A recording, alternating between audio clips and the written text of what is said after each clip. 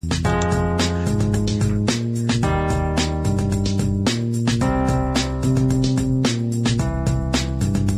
to the Age of Fission radio show with your host, Lonnie Clark.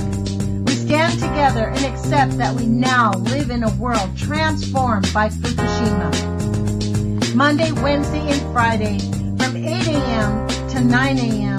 Pacific Standard Time here on UCY.TV radio. We relentlessly engage every ear that listens. We expose and confront the complete lack of accountability for the nuclear industry. Consider social engineering programs who view our bodies, minds, and souls as assets on a balance sheet. We discuss vital current issues, interview activists, and engage our audience in an effort to allow all voices to be heard. The Age of Fission radio show creates a venue that all will choose. We encourage our listeners to reclaim their power and their courage to take action and save our planet from the ravages of greed and indifference. Our actions matter. Every voice matters. We remind our listeners that happiness is resistance.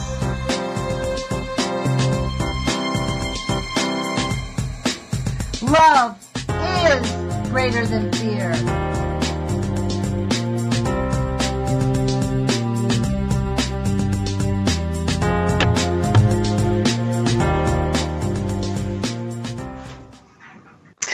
Good morning, UCY.TV radio listeners. This is Lonnie Clark with the Age of Fission radio show. Thanks for joining us. Today is Friday, October 6th, 2017. The year is rushing by as we speak.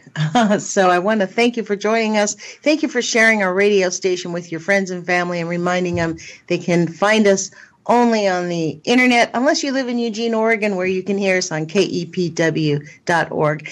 And you can also find us on TuneIn Radio. All you have to do is look for UCY.TV on them, and then the live feed is there. So thanks for joining us.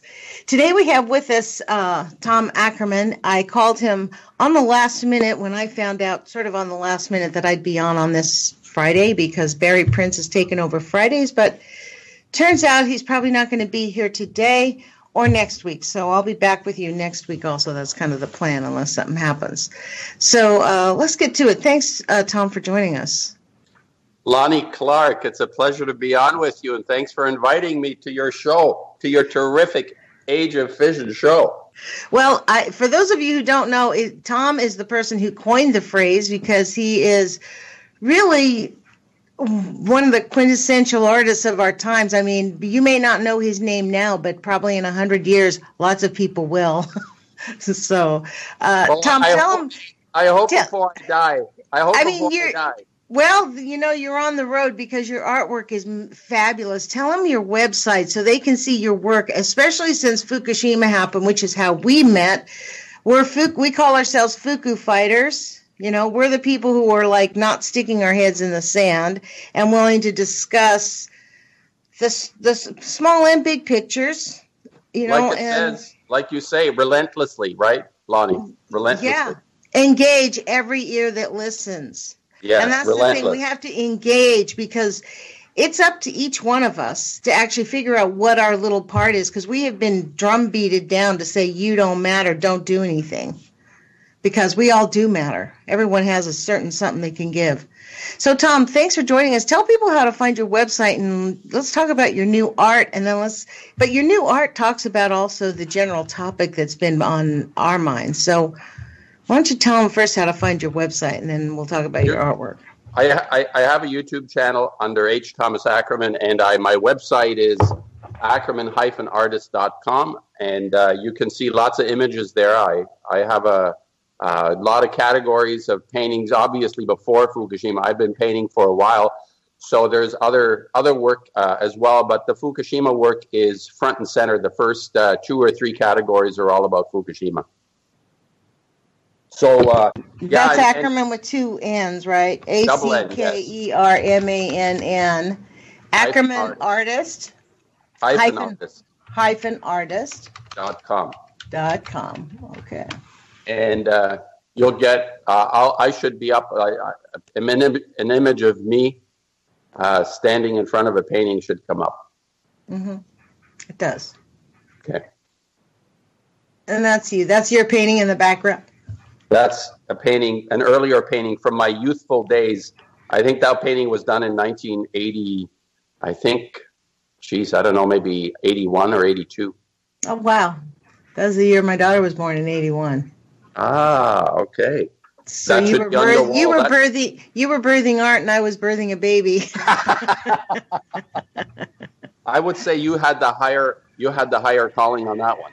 I don't know about higher or lower, but speaking of higher, my guests know that, the people that are listening to us, I call my listeners, I guess I call them guests. The listeners, the last few days I've been on by myself. I really haven't had guests on, so I've been talking about some current events and the way, really the lies of the nuclear industry, how they manipulate the news, and so you and I had decided that we were going to talk about the bigger picture, not the minuscule stuff, not the things that's freaking everybody out. It's what we're up against. We're up against something that is bigger than we've ever seen, really, I think. Without a doubt. I try to articulate that with the idea of the Age of Fission, that historically speaking, we always have people that identify the times that we live in. If you go back to Michelangelo or people that even, let's say, the Enlightenment, you had Voltaire, you had a great deal of activity identifying a change in our psyches, a change in our mood. The way we perceive ourselves and the world around us was identified by people that, I don't know how that works. I think there is an intuitive quality in these artists and these people that manage to have their finger on the pulse of things somehow. And I always say, if you go to my YouTubes, I talk quite a bit about the idea that there is no point in making meaningful art unless it addresses the time that we live in. This is something that is really important when I look at another person's work, and it's complex. It's not just one thing. It's not like drawing or painting a nuclear sign. It's not about that. It's about the context of where it is, or what I feel I've identified in terms of all aspects of our existence at this moment in time. What is the most important thing that I realize about the time that I live in? And then it spreads out from there into what, if you want to talk the big picture or the small picture, like the small in the sense of just me. What does it mean to me? And what does it mean to all of life on Earth in a big picture way? So the idea of making art that is significant at any time would have to address that which is the most important to, in this case, all life on Earth, but also in terms of what each individual person is going through at any given time. So, isn't that kind of what the Age of Fission encompasses? Like we really are in a new age where we really the Age of Fission is an interesting time when you think about the action of the fission, right? The fissionable atom where it keeps going. We know we have these contaminants around us. They're here. That's the weird thing. This has kind of been my come to Jesus moment, looking at the long picture, the long thing about our existence as human beings on this planet. Isn't that curious that, okay, all right, so if you go down that road, let's say for each person to have a sense of being connected to the world that we all live in, the idea that in your mind you've been able to isolate and identify an event, a moment in history that is so monumental, meaning that a couple of people, maybe 4 or 5, at a certain point in time, invented a particular technology called nuclear fission. And I say invented, it doesn't appear to exist in the rest of the cosmos. Smart science has looked at this, and there are some scientists that suggest that in supernovae, at the perimeter of supernovae, there may be the occurrence of nuclear fission. And there have been brought up the incident of Okla, Gabon, Africa. They call it a natural nuclear fission reactor. Have you heard about that? I have, yeah. And I'm not quite sure about that. What in fact is happening at Okla? They call it nuclear fission, but it's not definitive because, given the context of science, science will always excuse itself when it knows it's gone the wrong way. So if you can find an incident that replicates what it is that they have invented, then of course you're going to bring that up and say, see, it's perfectly all right. The universe, the cosmos, has endorsed this, and we're just following our natural destiny or path. That's my thing, Tom, is I don't know how smart those scientists are. If they find something that they know to be so detrimental, and yet they allow it to be used widespread, I would not call that smart. I would call that evil. It's the opposite. Let's just be clear. Yes, and it has turned into the biggest catastrophe in the world. I mean, this is what I mean. Like to me, this is what the living in the age of fission means: is accepting, recognizing, and embracing living in a time immemorial where plutonium is going to be in our atmosphere, and then americium, all the other, name the nuclides. I don't even want to know their names. And they are going to cause us illness and sickness. That is our reality. And our responsibility in that time of fission is to live healthfully, be happy, because happiness is resistance. Happy people get sick less. Do those natural, work with the earth. Eat the things, consume the things that help your body heal. Like right before this show, you asked me about poison ivy. When I said apple cider vinegar, it's like one of the best. I mean, maybe that's one of the shows I ought to have, is get somebody on who can talk extensively about simple household things that we see around us that we can use that can make us healthier. Because by the way, it's working. I smell like a salad right now because I put the apple cider vinegar on my poison ivy. It's bubbling up like you wouldn't believe. And I don't, it was very itchy. And now it's just sort of like. Not itchy. No, right. It's not itchy. It's just stinging a bit, which feels really great after a couple of days of. So the apple cider is working, Lonnie. I know, isn't it? I smell like a salad. I feel like eating a salad. But you did pour it on there directly, which stings. You can put it in like a quarter cup of apple cider vinegar with like a half a cup or a cup of water and spray it on there. Yeah. And I prefer to go for the fast solution.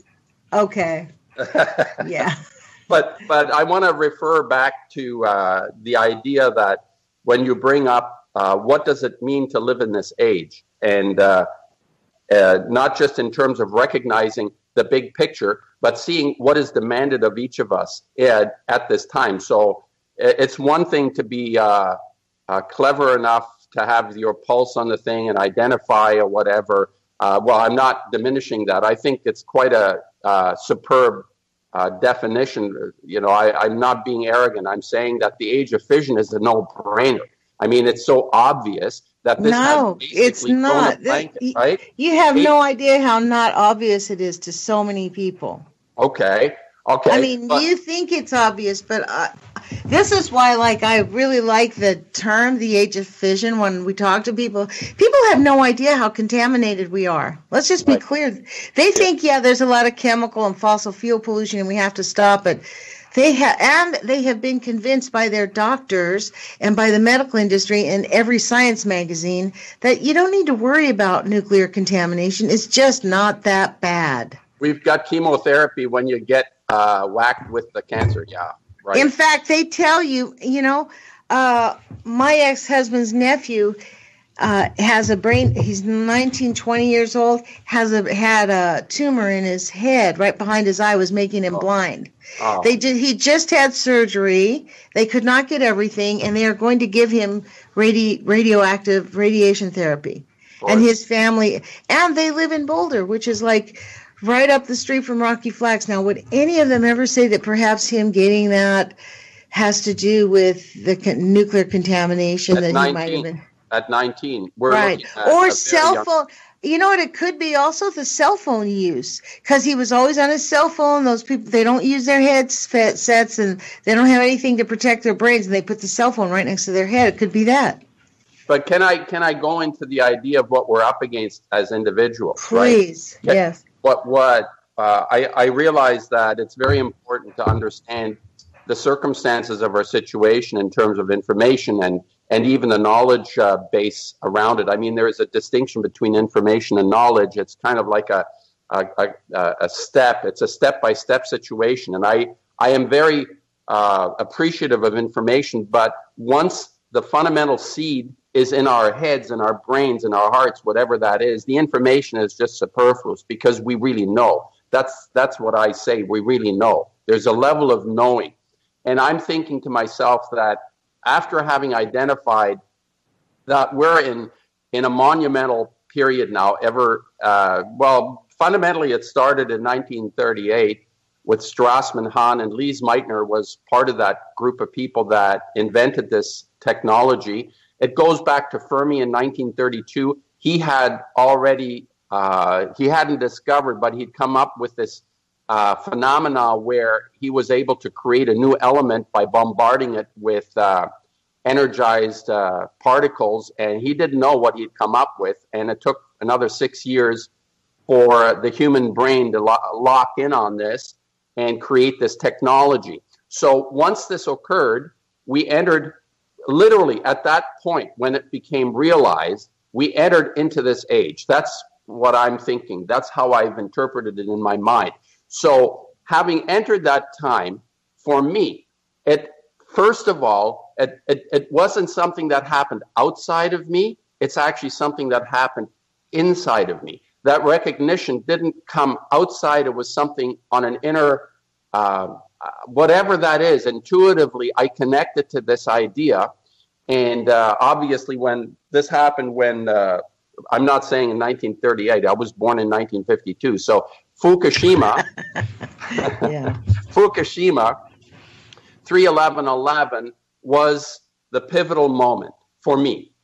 And there are many people before me that recognized this, not just in terms of a bomb blowing up, but what is considered to be the peaceful atom completely, totally, potentially destroying all life on Earth.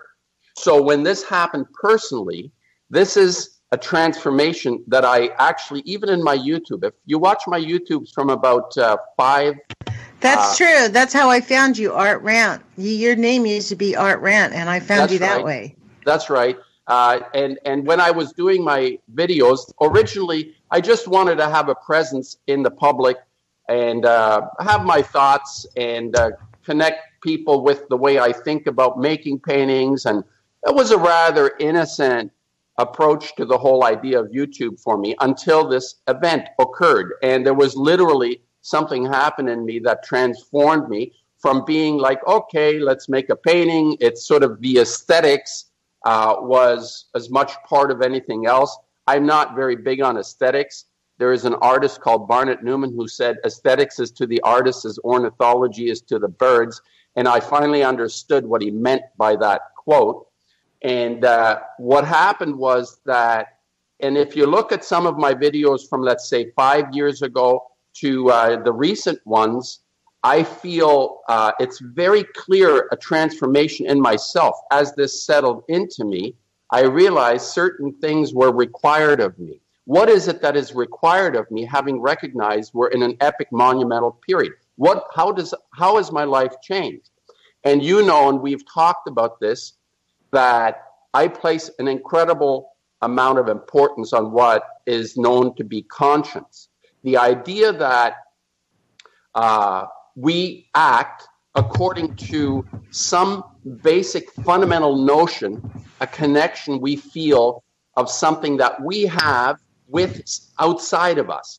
And without this element, and I believe every single human being, unless a person is a psychopath, like I don't know what formulation that, what it could be that would suppress this aspect in every person. And I think even psychopaths try to hide their actions. Why would they do that? Because they know they've done something wrong. So the idea of conscience is more or less universal in a human being. Well, it's about no understanding social norms. That's part of society. That's one of the things that we're studying in these political science classes is how do countries cooperate when they assert their rights, but the rest, like the United States, a small micro idea. The United States just pulled out of the peace accord. Us pulling out because we're the greatest polluter is going to create an offset for the rest of everybody else. It's the same concept. You get what I mean on a level. Okay, you're talking about a program, an educational program that attempts to identify the roots of this attitude that we might have towards each other, right? What is no, it that the peace accord. I'm talking about the peace accord, not the peace accord. I beg your pardon. The climate change thing, like the what's that called? The climate change accords, like the carbon credits and all that stuff. Yeah, they just pulled that out of that, and that they pulled out it's of it. It's not even just the carbon credits; it's the even worse than the carbon credits, which suck. Carbon credits are the worst thing. I cannot even believe. That's all. Al Gore and company, right? That's just so outrageous. But no. Beyond that, it's the regulations that get rolled back in. That the United States is just ignoring a bunch of safety regulations now. Just like Trump, that's his whole deal, is like roll back all the safety. Like if someone adds up, if this guy is only in office for 4 years, or let's say he gets impeached by next year, the pollution he's already allowing to happen is already going to cost lives. But Lonnie, the underlying thing there for me is the idea of technology and progress having created the most lethal substances ever to have been created on Earth. Short of a meteor hitting us, this is phenomenal on every level. But the jewel in the crown for me has always been the nuclear isotopes, the exotic thousands of isotopes created out of this technology. And whatever environmentalists are connected to in terms of obviously important issues about, us being a dirty bunch, this has to be addressed on every level. But I'd really like to get back into this, not so much on Trump and countries, but where does this compass, Lonnie, like this feeling of when I feel the best about myself is that I look at my actions on a day-to-day basis and I say to myself, number one, I don't have to regret anything that I do. And if I do regret, I have to ask for people to forgive me for having made a mistake or whatever that is, right? So I'm trying to act every day as much as possible out of this compass. And what is that thing? What is it that makes people realize between each other what makes them decent, good human beings? And I say it's something innate. It doesn't have to be told to me. It's not something you're going to tell me or anyone else is going to tell me. It's something I feel that I have within me on some level. I call it conscience. And then if you progress out of that with this activated within me, I actually might be able to feel that other incredible center, that love center that becomes activated. And I think our relentlessness in this fight that we're in is actually coming out of a love center. It's not just conscience, but it's that feeling like that real connection we have to the other life forms, never mind just human beings, but everything on this planet is so precious. That feeling I have is so precious. We can't waste this opportunity on some, I don't know, what is that, arbitrary imposition from the usual suspects, right, Lonnie? Like the usual suspects. It's like governments and the Trumps and the Trudeaus and the leaders and the stars and the icons of our culture, this gutter culture that we live in now that is promoting all these weird, idiosyncratic, meaningless Aleister Crowley type experiences. I'm invoking a lot of things here, but my point is that as long as I'm caught in the headlights of the narrative of others, I am diminished in my own ability to live what it is that I feel wants to come out of me as a person. And you talk about this all the time because you say every voice matters, but it only matters if this part of us is active. Does that make sense?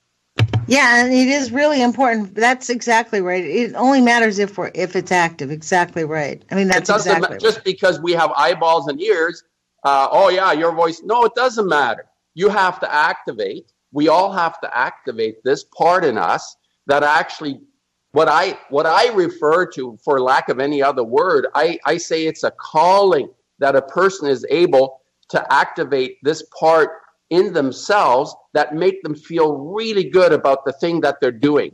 And it's not easy necessarily, but you feel really good about what it is that you're doing at any given time and work within that. Oh, man, you know how heavy of that is in our culture, like myself. I mean, here, I have spent many years of my life doing things that did not make me feel good, but what made me feel good about it was I was supporting my children. Fundamentally, that made me feel really good that I was able to support my children, right? So this is really where we have to get into, like, it's almost like you're beating up the victim if you make people feel like they always have to feel good. I mean, our country suffers from in fact, that's part of the cultural mean. This is how they control people, is making you feel miserable. They oppress people, and oppressed people are easily controlled. And then people fight back. I mean, human beings are like, so you can actually study our behavior. It's like so fascinating how like methodical clockwork. I mean, it's very tender, actually. It makes you really appreciate our humanity. It's like this idea of the Age of Fission, Tom. This is why I snapped to it. I went, Bing, man, that is so the right idea, because the idea that if we are going to live honestly in this time, and that's, I think, the struggle between the pro-nuke and the anti-nuke time. The pro-nukes want to deny the harm it causes. I mean, it might be a potentially great source of energy creation if they could figure out how to stop the damage. Do you know what I mean? But in the meantime, you can't have one without the other. Well, let's identify. As a species, though, but as conscious people, we have to accept the fact that we're here. World War III has not happened. It's going on. Yes, the contamination is going on. The nuclear war started, yes. The nuclear war is on every day. And yes.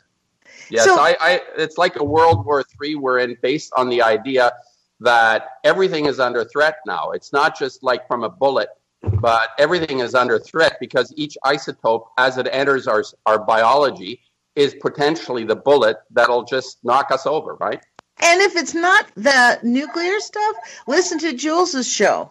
You know, our military and the insane super military that wants to hyperbreed humanity. You know what I mean? Like that stuff. Like they're really even going after what it means to be human. Yeah. Okay. Let's sort of. I think you probably have some thoughts on this too. In terms of, I've been getting a number of comments on the idea that nuclear is a hoax. It's. That they never really did it? That the whole idea that they never invented the nuclear or nuclear fission is a hoax? Okay, this is interesting because, as you know, there are deviant sort of intelligences at work trying to deflect off a topic, so keeping us in the dark as much as possible. So let's say the idea of a hoax. You see, I actually do believe that nuclear is a hoax, but not from the point of view that the toxins aren't there, but that it actually produces has any valuable input, even in terms of energy. Because if you take the entire process from beginning to end, there is no physical energetic value to us. They say it provides 19 or 20% of the energy requirement in the US, and I think it's something similar here in Canada, or it's like 15%. But in fact, when you look at this technology, it sucks more energy out than what it puts in. So it's a hoax from the point of view that we've been told a complete fabrication and lie about nuclear. That's true. I agree with you on that. 100%. That is a hoax. So, but I mean, like, even being generous, this is my point about it, even being generous about it, saying, okay, even if it could. See, I don't think right now where the technology is, and I don't think it ought to be used in medicine. The idea that this is that whole idea that you can use radiation to kill cancer because the whole thing is just completely insane. It's a fabrication, yes. It's bullshit. I'm sorry, I shouldn't say that, right? What is that? Are we going to be now? Oh, yeah, that's a bad word. Let's see. I'll have to edit that out before. It's actually on RSS feed, so I'll have to, I don't know how we're going to deal with it, Tom. Okay, at 40, I said that word at 45. Okay. It is. Very bad. It is, I won't say another word. Okay, so anyway. Well, this will just prevent it from being on, we shouldn't cuss anymore, but the thing is, it'll just prevent it from being on KEPW. I'll just tell Jana they remove it from the feed so they don't get it. So, by the way, this brings up the issue with KEPW. Because they are FCC regulated, they need a $600 program to edit out the cussing so we can talk freely. So, we should get some type of a thing going where we can give them some money so we can talk freely. But if we're going to do that, I think we should give some money to this station as well. So instead of asking for $600, we should ask for $1,200 or $900 and give this show some money. A good idea. Yes, because our station is run really on the backs of Jules, who's our producer. UCY.TV rarely gets contributions, and really that's kind of a shame. People ought to be contributing on $10. Everybody who listens, even if you give $10 a month to this station, contribute $10 a month on a regular basis. There are extraordinary people with programs on this station. Behind the Woodshed, I listen to Hal Somebody, and Alan Watt I like a lot as well in his dissertations. And your program, and there are quite a number of really interesting. I like the Flying Lasagna show. I like to listen to the Gun show, although I don't agree with it, because I like to listen to hear how just the idea of how, I don't know, it's like a window into the mind of somebody that I wouldn't talk to. You know what I mean? You know what? They're all resistors on a certain level to the conformity. Yes. Well, the thing is, we're all humanitarians. Like everybody on the station are lovers. Do you know what I mean? I haven't heard anybody who's a hater on this station. There aren't any real haters on this show, no matter what political vent they have or how they view the world, pro-Ron Paul, all of this stuff, whatever. They're all lovers. Everybody here is people who want to make our planet better. Who love life. And this is why this is a worthwhile contribution. So if you can, go to ucy.tv and then hit the contribute button, you can set up a $10 a month regular contribution for this radio station. Fabulous idea. Terrific idea. Okay. Yes. We got that out of the way. And then if anybody wants to lay down $600 to kepw.org or give them a few $100, please do, because they are scraping together $600 to get a piece of software so that we can cuss. Yeah, so that I don't ruin the program by saying a word. Exactly. Yeah, good idea. Because these things fall out of our mouths when we're talking about these issues. You can't help it. You're like, blah, And we do make an effort to keep it to a minimum. Again, this is the big picture thing of, imagine, Tom, we're modifying our entire lives, the whole system, the oppressive system that just to be heard, you have to modify your language. I know. But we work within a system still exactly. It satisfies the need of a very small group of people rather than a larger group of people. The general population does not benefit from the rules and the regulations that are imposed. In fact, I would say, Lonnie, how about, if you go into a legal office, you're going to see shelves with hundreds or even thousands of legal books. I would say just make a book that tells you what you're allowed to do, all 3 pages, and you can probably color them in while you're doing it, while you're reading it. It's like a book of do's rather than don'ts. So I think we'd be much easier. We wouldn't need all the lawyers. But let's go back to the hoax idea, okay? Because there are some interesting people out there on YouTube that have attached themselves to some, very important questions. Certain people are asking very important questions about the nature of our reality. This is very a natural response to a person that has a conscience, that has a heart left in their chest, to say, why aren't things working? And what is the nature of our reality that prevents us from living our calling? What is that? So are there people out there that, for example, that have attached themselves to the CO2 pollution? And I'm saying, pick your fight. And if you pick your fight on the CO2 side, very good. Go ahead. I don't believe it has any relevance to the weather per se, because historically speaking, CO2 was at 10 times the levels we're at now. And plants loved it, by the way. There was a proliferation of plant life, but I don't want to get into that part of it.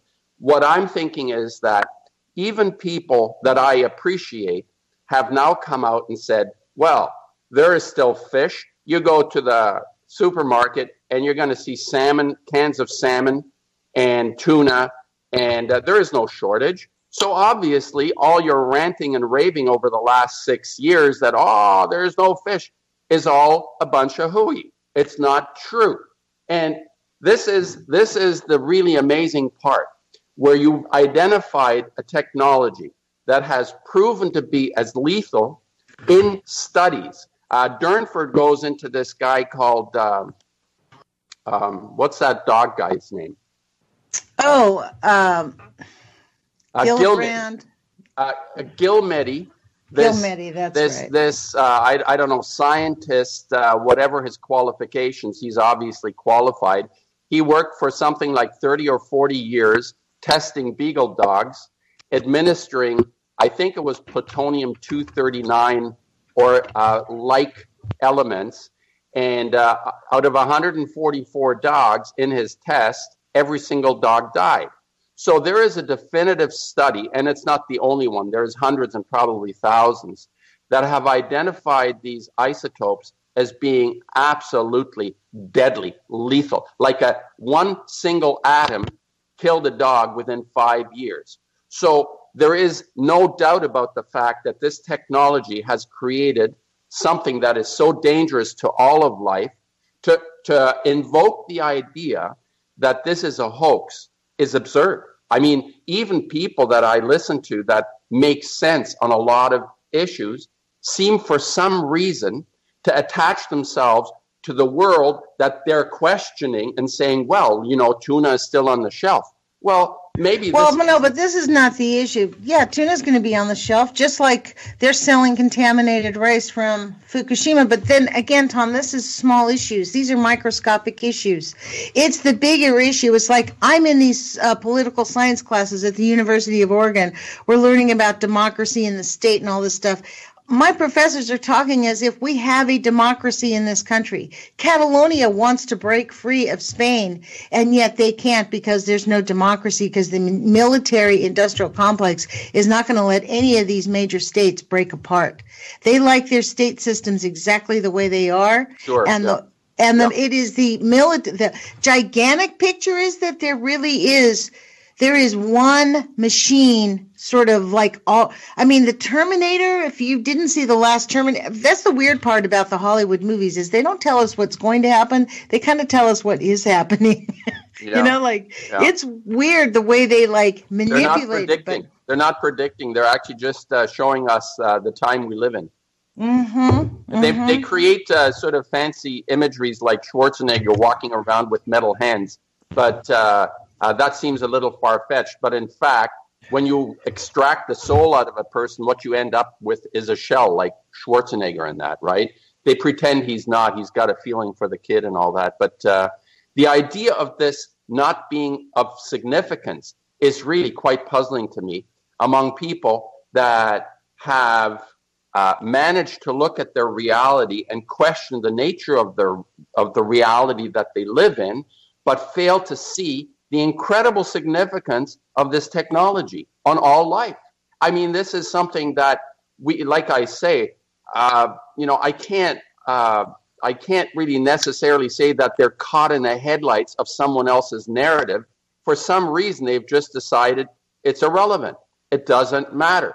And the idea that you have tuna and salmon on the shelf does not negate the fact that this is occurring on a level that may unfold over 50 years, not 5 years. So the myopic part of the human race has always been this sort of satisfy yourself today and let everybody else think about tomorrow. Like Scarlett, frankly, Scarlett, I don't give a... And that's called free riders, right? Like, that's the thing about free riders is like, I'm going to take mine now. Who cares about what everybody else suffers? Right. That's the classical free rider syndrome that we learn in political science. This is the weird thing. This is very interesting studying political science. I'm super happy that I have changed my majors because they've actually been able to I'm studying international relations this term and comparative politics.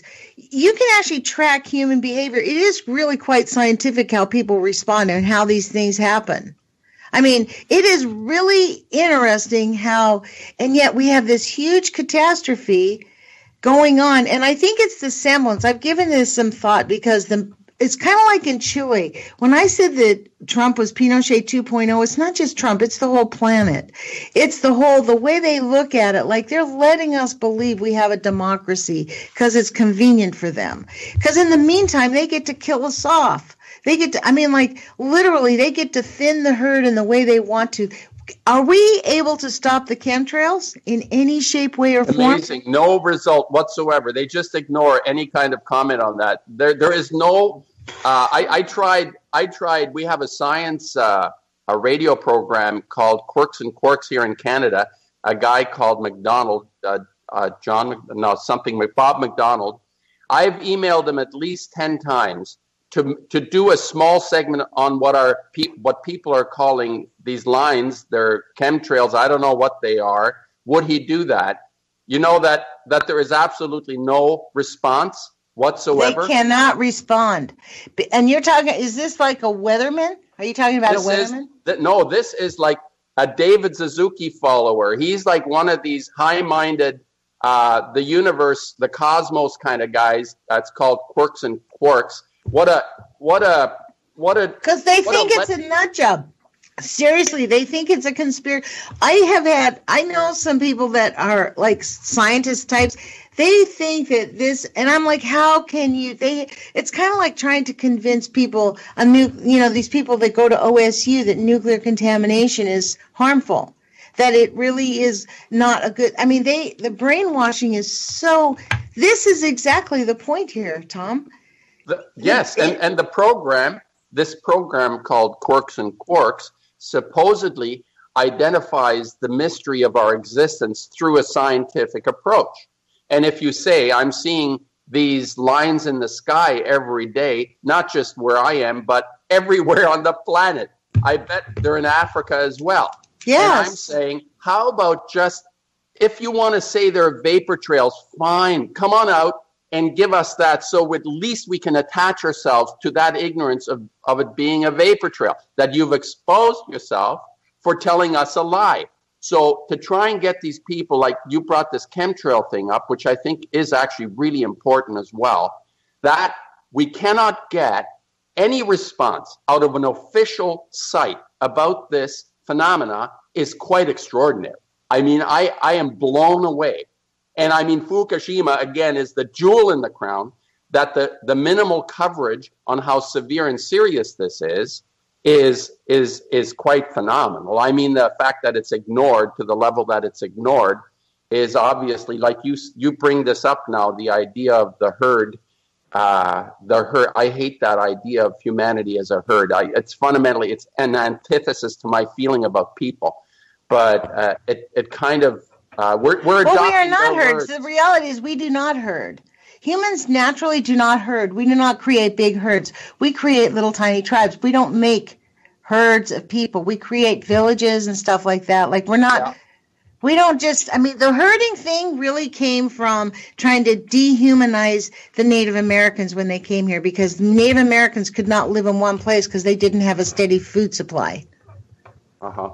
So this is the whole idea of nomadic people being herds, and it's the racism, it's the whole, this really gets at the core of how the bigger picture, again, when you look at it, it's this whole bigger picture that, to me, the Age of Fission has really brought home the inhumanity of the current era. I honestly believe, Tom, that we have had this nuclear crisis in our antiquity before, and we have had a species that was completely decimated by this because, there have been, would they uncover some kind of a machine in Africa and on the Antarctic that looks kind of like a nuclear plant? So I think we have gone through this process before, and it is the hubris of the humans, of humanity to have created it. It seems to be like we haven't really grown that much in 500,000 years or millions of years or the billions of years they think we've been here, however long you want to agree to. You're invoking now something that again is, it's very speculative from the point of view that even if you go into the nature of our reality in a historical sense, there is no physical evidence. I'm going to say, and this is going to really upset some people, but there is no physical evidence of a document with a date on it before what I found, 1234. There is a coin called the Roskilde Denier, which was a penny at that time, and it has an actual date of Anno Domini of 1234 on it. I find that a little suspect too because it's 1, 2, 3, 4. I don't know how that happened, but anyway, it's the oldest document. It happens to be a coin, which makes sense. It can't be destroyed as easily as paper or some parchment or that actually has a date on it. Now, the Dead Sea Scrolls or the Nag Hammadi, what comes out of archaeology, a lot of that, some of it is on copper, but there is no date on it where you could say somebody realized they lived 900 years after what is supposedly the birth of the Lord, of Jesus. So for me, Tom, I'm not going to get into the validity of scientific testing. I think all of that is I think, again, that's all the manipulation of all this bickering and arguing about who's what. Like there's one of the commenters on my YouTube channel put on there, oh, this is a great video. It's looking at my John Goffman videos, right? Because I read the John Goffman books, couple of them, right? Poison Power and the other one. They're like, good video, but John Goffman was a Russian. Like, really? For real? Does it really matter? The point is the moot point of how many hundreds. This is the issue. We're talking about living in a time now where we have to accept living in a known contaminated atmosphere and a known contaminated environment. And the people in control are continuing to contaminate it. And we have absolutely no real capacity to stop them until it stops them. What's going to happen is the balance of power from Mother Nature is going to overpower the balance of power of this military complex that's eating up our planet. Well, you brought up the idea of something having occurred 1 million years ago. What I'm saying is that if we don't know history, we're forced to repeat it, right? The idea that we actually do learn from something when we look back, that can help. I don't know if we do. I don't know if I agree with that either. Well, I don't. Well, you do, but do the people who are in control and empower these industrial military complex, have they learned? Have we the last at least 12,000 years, we've had nothing but a war machine. Have we learned? I learned from my mistakes, Lonnie. You do? Maybe not right away, but it filters in and I say, hey, that was wrong. I acted really stupidly. That was ridiculous what I did. I better not do that again, right? Because it doesn't work.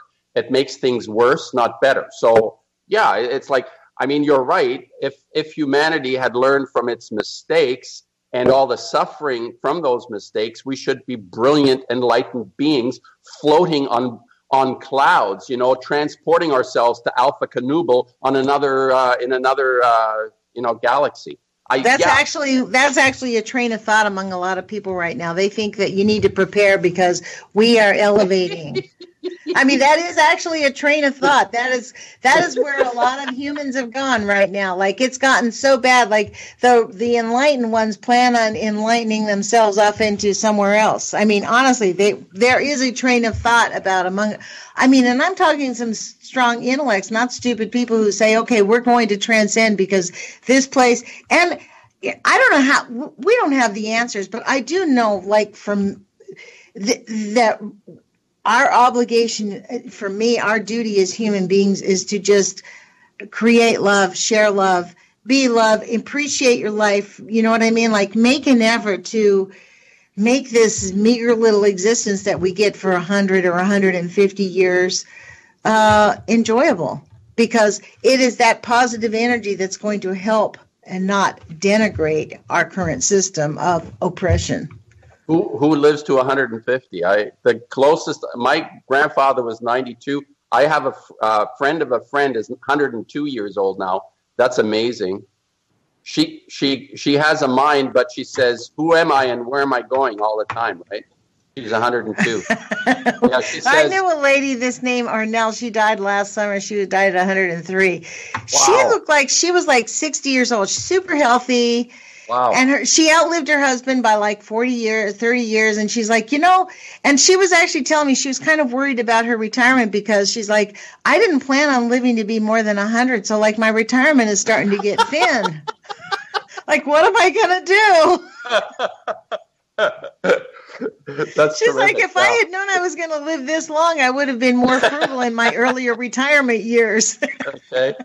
Yeah, that's an interesting problem to have, I suppose. And she did pass away, but just, in her sleep, like I think she just decided, I'm done. And maybe it was the worry about how she was going to live that she just decided, but that's a good way to go. And I think about, like, I'm in school now with all these young people who have never seen our planet not grotesquely polluted. Yeah.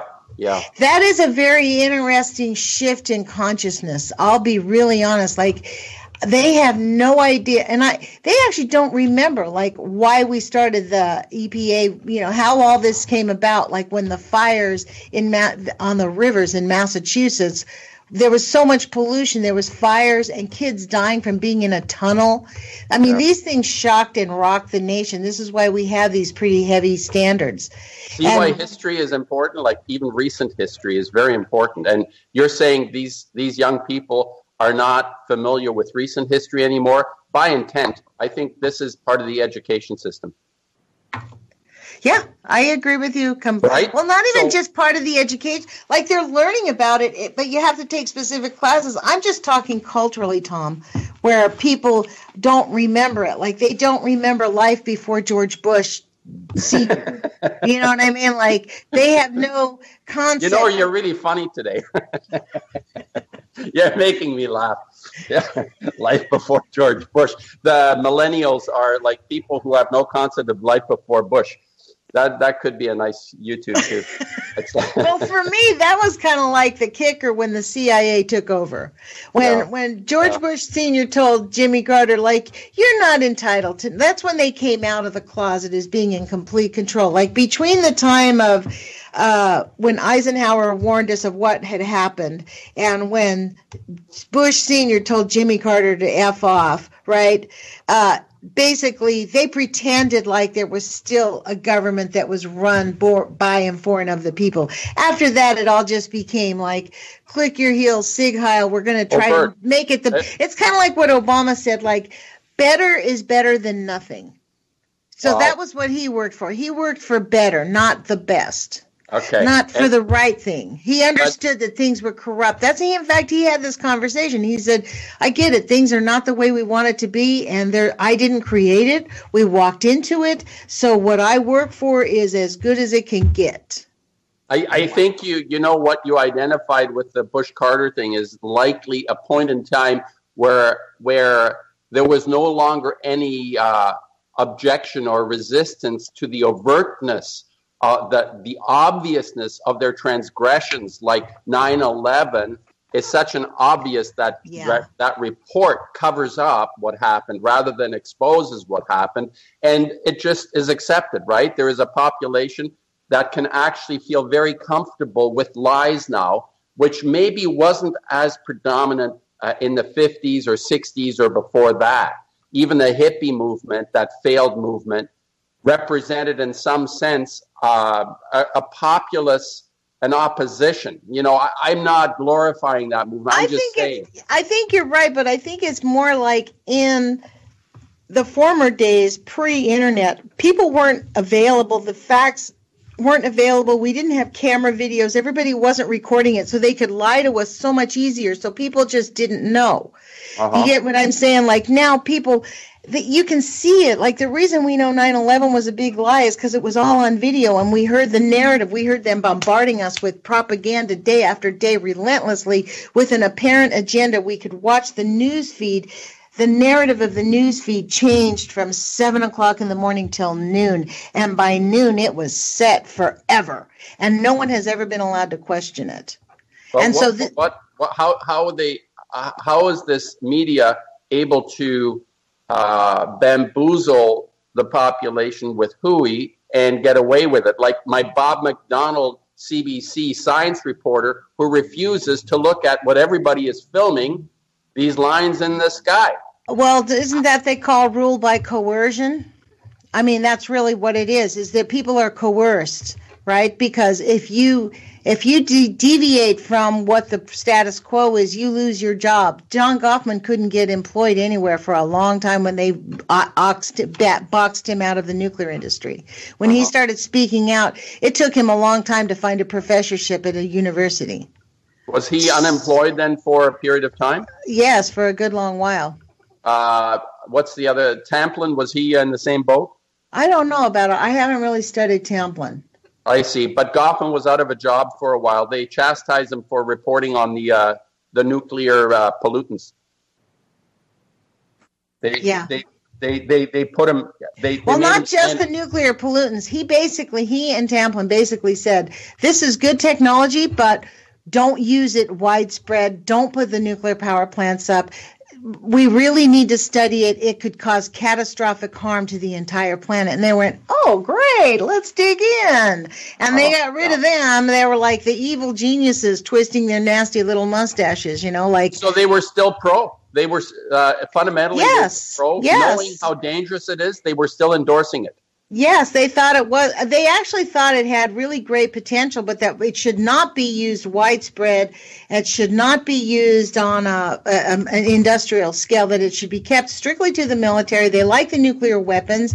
In fact, that's part of what we're learning in political science and in international relations. Is on the whole, nuclear weapons are considered a good thing because it has stopped war in a large scale. Now, that's their lie. This is really seriously, I am not kidding you. Like, I can't wait to dig into this class because to me, the logic behind this is just, it has not stopped war. We have been in nonstop war since World War II. They have they're fortunate to have you. You're saying most of these people are millennials, like young people, and you're going to inject yourself into the conversation. They're going to be you know what? This might be, you're the teacher probably in this situation, right? Because you're not restricted by the books that they're told. Like who's your teacher in that class? Somebody that you look up to? You mean? Well, yeah. I mean, okay. Professor Kramer is a very well-known. She's like one of the best professors on she studied peace sciences for over 30 years. Okay, she's very well respected. Okay. But in a way, well, we can dissect that logic. We have less than a minute, Tom, so we can get into that on our next show. I mean, maybe you can join me next Friday because I do have to come back next Friday because Barry Prince is still out. He's out still mushroom hunting. I'm happy to talk to you. Let's pick it up next week then, because we can talk about this, and I'll have my schoolwork with us, and we can really talk about how they come up with this idea that nuclear weapons are actually good for the planet and keep us in a peaceful state. And how to proceed. How each individual can choose to proceed, truly understanding what it is we're up against. Amen to that. Well, put your courage feet on, you guys. Take some action. We'll talk to you on Monday. We really want to thank you for joining us. We've got 10 seconds left, Tom. Really? Thank you. Fast. Oh, I know. Yeah. You're funny. Awesome. Thank you for joining us, everybody. Okay. Thanks, Lonnie. Bye. Bye.